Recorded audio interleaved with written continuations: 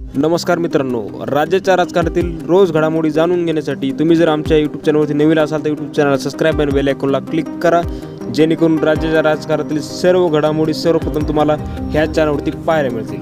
अजित पवारांचे निष्ठावंत म्हणून ओळख असलेले धनंजय मुंडे भाजपात जाण्याची चर्चा रंगली. मात्र ही चर्चा रंगण्यामागे नेमकं कारण काय आहे आणि खरंच धनंजय मुंडे भाजपात जाऊ शकतात का, तेच आपण ह्या व्हिडिओमध्ये पाहूयात.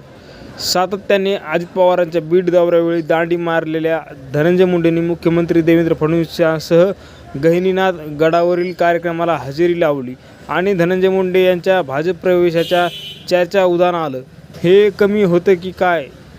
देवेंद्र फडणवीसांनी धनंजय मुंडेचा उल्लेख माझा मित्र असा केला आणि धनंजय मुंडेच्या भाजप प्रवेशाच्या चर्चा आणखीन जोर चढला. खरं तर संतोष देशमुख हत्याप्रकरणी वाल्मिक कराड नाव समोर आल्यानंतर धनंजय मुंडेवर राजीनामा देण्याची वेळ आली. त्यामुळे धनंजय मुंडे जवळपास 10 महिने झाले मंत्रिपदापासून दूर आहेत. आता देशमुख हत्या प्रकरण थंड झाल्याचं चित्र आहे. त्यातच आता माणिकराव कोकाटेचं मंत्रिपद रिक्त आहे आणि या रिक्त पदावर मुंडेंचा डोळा असल्याची चर्चा आहे. तर अजित पवार मुंडेंना मंत्रिपद देण्यास अनुकूल नसल्यास धनंजय मुंडे राष्ट्रवादीत अस्वस्थ असल्याचं म्हटलं जातं आहे.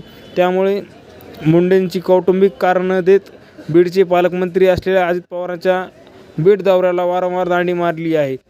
नगरपालिका निवडणूक प्रचारवेळी 24 डिसेंबरला बीडमध्ये सभेला दांडी, 29 नोव्हेंबरला माजलगाव बीड धारूरच्या सभेला दांडी, 1 जानेवारीला नगरसेवकांच्या सत्कार समारंभाला दांडी. याआधी अजित पवारांचे पक्षांतर्गत विरोध असल्याच्या छगन भुजबळांच्या उपस्थितीत मेळाव्याला धनंजय मुंडेंनी हजेरी लावली होती. त्यामुळे अजित पवार यांच्यावर नाराज असल्याची चर्चा आहे. याच अस्वस्थतेतून मुंडे अजित पवारांच्या बैठकींना दांडी मारतात फडणवीसांशी पुन्हा जवळीक वाढवण्याचा प्रयत्न करत असल्याची चर्चा आहे. त्यामुळे अजित पवार आणि धनंजय मुंडे यांच्यातील अंतर वाढत गेल्यास धनंजय मुंडे हे भाजप प्रवेश करण्याची शक्यता आहे. त्यामुळे भाजप पुन्हा आपल्या माळी धनगर वंजारी हा माधव पॅटर्नसोबत ठेवण्यासाठी मुंडेंना गळाला लावणार आणि मुंडे अजित पवारांची साथ सोडून कमळ हाती घेणार काय याकडे राज्यात लक्ष लागलं आहे. दरम्यान मागच्या महिन्यामध्ये धनंजय मुंडे यांनी दिल्लीत जाऊन केंद्रीय मंत्री अमित शहा यांचीही भेट घेतली होती. ही भेट बंद दाराआड झालेली आहे. यावर खूप सारे विरोधकाकडून प्रश्नही विचारले जात आहेत.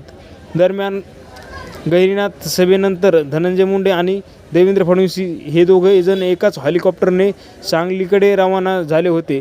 त्या दरम्यान धनंजय मुंडे आता पूर्णपणे भाजपमध्ये प्रवेश करणार याच्या खूप दाट शक्यता वर्तवल्या जात आहेत. तर मित्रांनो, तुम्हाला काय वाटतं आहे? धनंजय मुंडे भाजपमध्ये प्रवेश करतील का? तुमच्या प्रतिक्रिया आम्हाला कमेंट बॉक्समध्ये नक्की कळवा आणि अजून जर तुम्ही आमचं यूट्यूब चॅनल सबस्क्राईब केलं यूट्यूब चॅनल सबस्क्राईब करा.